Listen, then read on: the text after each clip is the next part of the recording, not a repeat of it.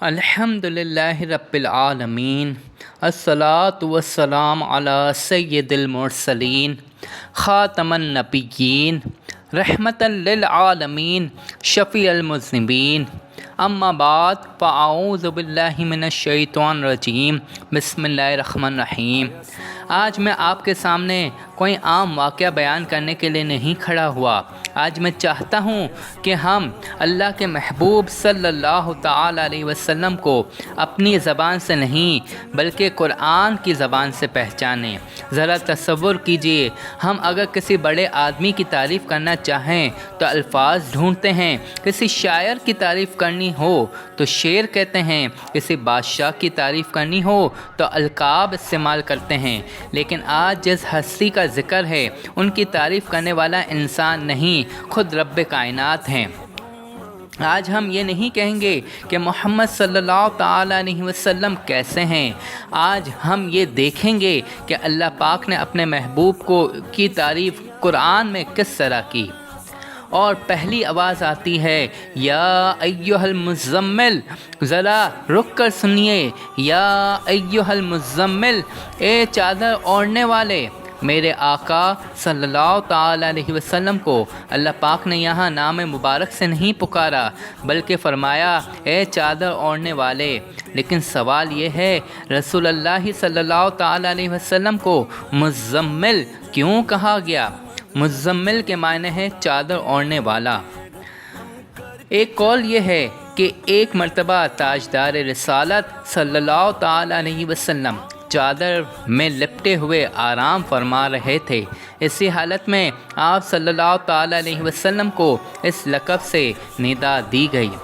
اب ذرا غور کیجئے، رب کائنات نے اپنے محبوب صلی اللہ تعالی علیہ وسلم کی چادر اوڑھنے کی حالت کو بھی قرآن میں محفوظ فرما دیا۔ دنیا میں کتنے لوگ آئے، کتنے بادشاہ گزر گئے، کتنے حکمران آئے، کتنے بڑے بڑے نام آئے، لیکن ان کی زندگی ایک معمولی کیفیت بھی قرآن کا حصہ نہ بنی۔ اور یہاں محمد مصطفیٰ صلی اللہ تعالی علیہ وسلم چادر اوڑھتے ہیں تو وہ چادر بھی قرآن میں آ جاتی ہے۔ یہ صرف مزمل کا لفظ نہیں، یہ محبوبیت کی ایک جھلک ہے۔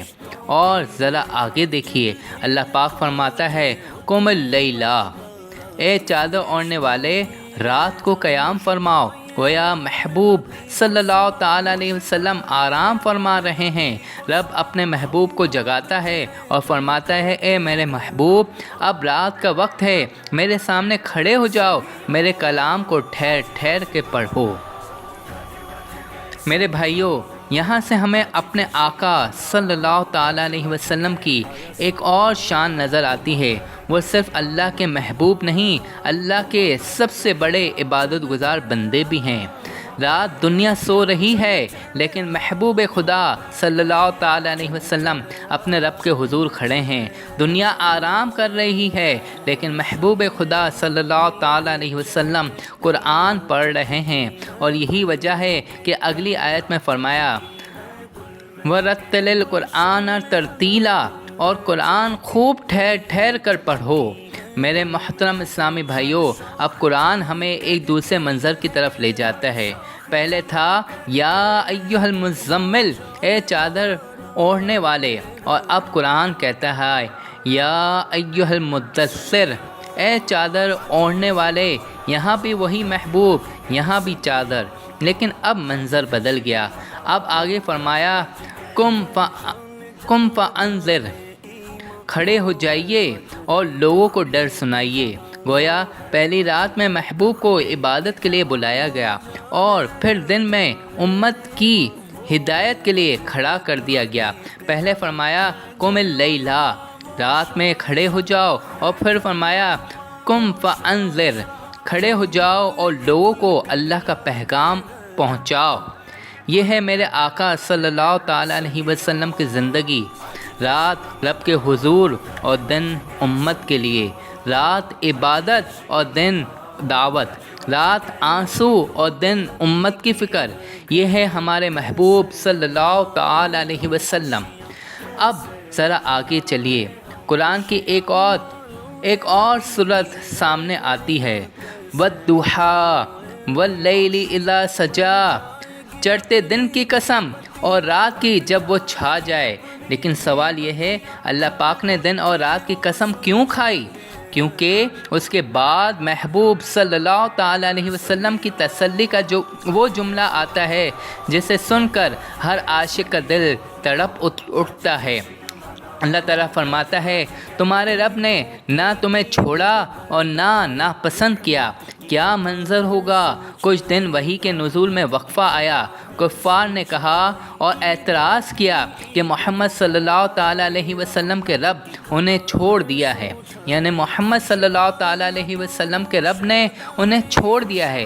تو رب کائنات نے اپنے محبوب کی طرف سے خود جواب دیا، ما ودعک ربک، اے محبوب تمہارے رب نے تمہیں نہیں چھوڑا، اور وما قلا، اور تمہارے رب نے تمہیں ناپسند نہیں کیا۔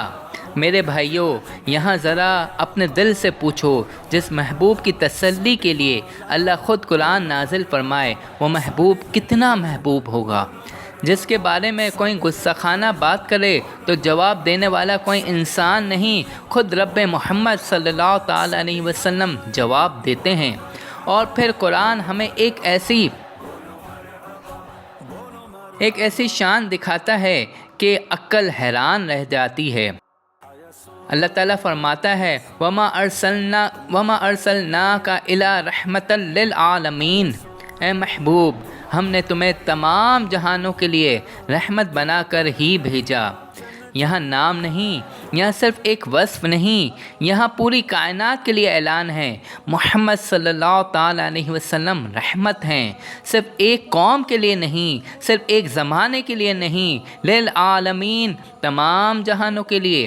اب میرے پیارے محترم بھائیوں، یہاں سے ہمیں آج کے اصل موضوع تک پہنچتے ہیں۔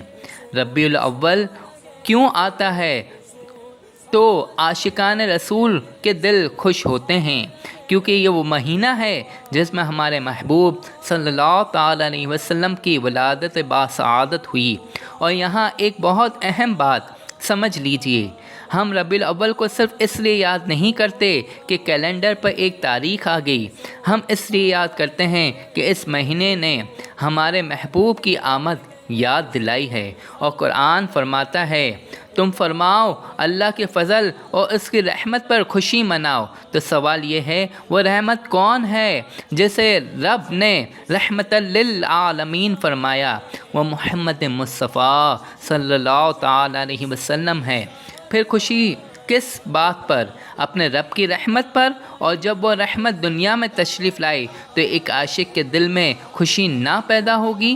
اور سب سے بڑھ کر خود سرکار دو عالم صلی اللہ تعالیٰ علیہ وسلم سے پیر کے دن کے روزے کے بارے میں پوچھا گیا تو فرمایا یہ وہ دن ہے جس میں میری ولادت ہوئی، یعنی میرے آقا صلی اللہ تعالیٰ علیہ وسلم نے اپنی ولادت کے دن کی نسبت کو خود بیان فرمایا۔